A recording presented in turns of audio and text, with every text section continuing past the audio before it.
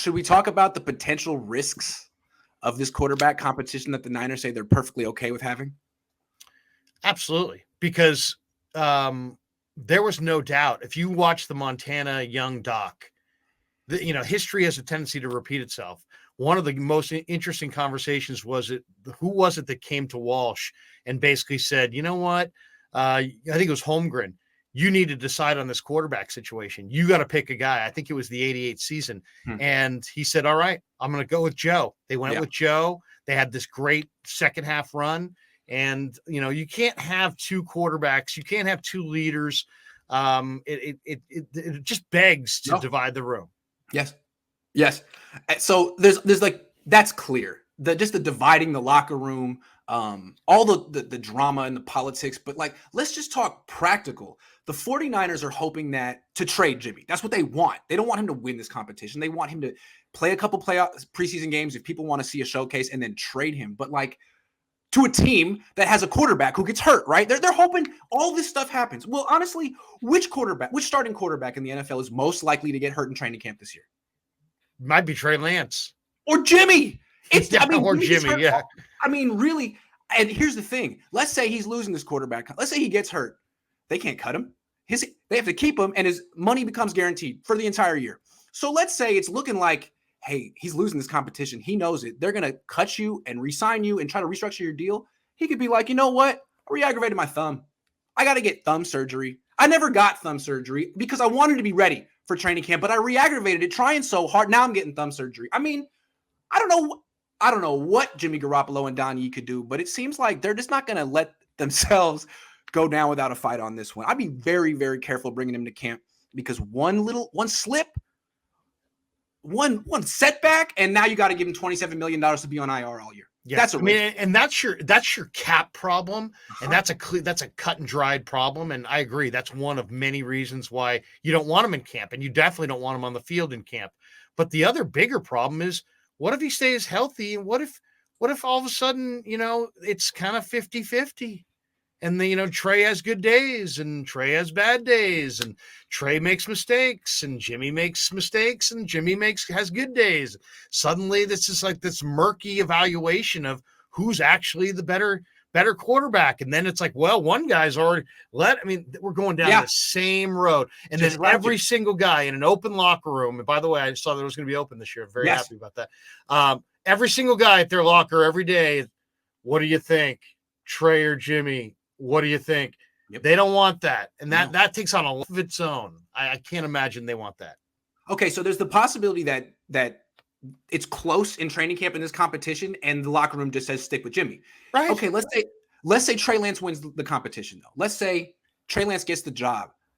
This is a contract year for Jimmy Garoppolo. He loves making money. He wants to continue playing. You think he's just going to accept being a backup in his contract year so that when he hits free agency, he can ask for $10 million? Like, no. I think I would be a malcontent. I'd be whining and complaining silently, privately. But like, George Kittle, man, I'm way better than this guy. He missed you. You were open. He doesn't even look here. I would have thrown it to Deeb. I would have thrown it to, really? Joe Montana never had to be Steve's backup when Joe was healthy. Joe was out for a couple of years with an elbow injury, but what do you think Joe would have said if they'd kept him in 94 and 95 when he was in Kansas City? Hey, be Steve's backup. Be a team player, Joe. I don't think so. Yeah. That's rich. Garoppolo's not Joe, but I hear you. Joe, I guess, was healthy a little bit. What right at the end before they traded him? Yes. Yeah, maybe a little bit. And that was the year that Steve Young won the MVP. I was four. Yeah, Steve Young was the best quarterback in the game at that point. But it's interesting in the documentary, Joe said I was still the better quarterback. We'll talk about Joe. Joe, I know you're watching. We're gonna get to you. All right. So, are there any other? Just the idea of him being subversive, and even as a back, is he supposed to help Trey? This is a contract year for Jimmy. Jimmy is doing a lot of things for Jimmy right now. I wouldn't trust it. To me, you have layers of distractions. Yes. Then think about it. The trade deadline's in October. So that whole first part of the year is going to be about, did you win? Did you lose? Oh, and are you going to trade Jimmy by the deadline? Mm-hmm. Are you going to trade Jimmy by the deadline? And then what if there's an injury involved and then this becomes a huge life of its own it's not even a subplot. It becomes like the primary plot. So I don't believe that. So basically, they're playing a bluff game, and everybody knows it. And it's just a matter of, does somebody get hurt, or does an opening happen between now and the beginning of camp? But then if you cut them at the beginning of camp, there could be 10 or 12 key players in your team that looked at that as an aggressive move, and now you're risking your chemistry. So I don't know what they're going to do. It sounds like he's coming back for a whole nother year. It sounds like that, and it sounds like the Niners are banking on the strength of their locker room and the tight-knitedness of the, I don't know. They think they're a family, and they think they can deal with something like this. I think they're dreaming.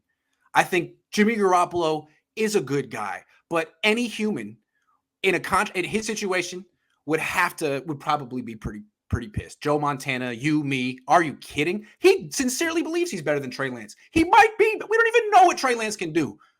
And look, think about it this way. What if Trey Lance loses week 1? He wins the job, loses week 1, Jimmy on the sideline smiling, doing that smile. I mean, probably some people on the team be like, are we doing the right? Do we trust Kyle on this? What are we doing? I mean, there's a lot of pressure on Trey. Jimmy started 2-4 last year. Would Trey get that? Would he be allowed to do that with Jimmy Garoppolo on the team? I don't even know.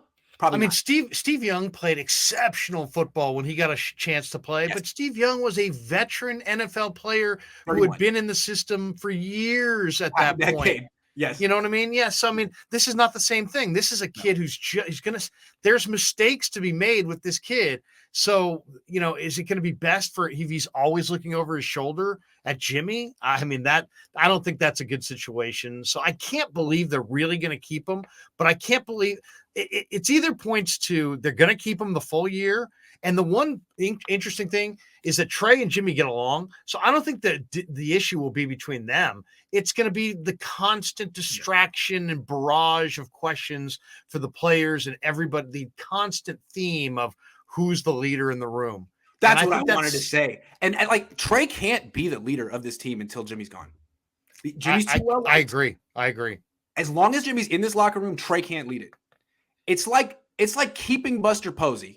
Like, if he hadn't retired, and making Joey Bart the starter and the captain, it's like making Posey the backup bullpen catcher. No one in the locker room would go for that. You can't do that to him. That was a terrible analogy. Anyway, let's keep going. I mean, Jimmy's played, has gone through too many things with too many guys in that room to just replace him in name and not let it be a competition. So then you can have an open competition. Then we're going to sit there and, people are going to put their charts out every day on who charted the best. I can't go through misinformation left and right. Some people are going to get their hopes up on. Obviously, it'll be a complete freaking circus. Every day you're going to hear about the completion percentage of this guy and that guy. Right. Reps. Trey Lance could have had the whole training camp. Now he'll have half the reps. Like, that's exactly what he needs, a partial training camp. I don't like it at all.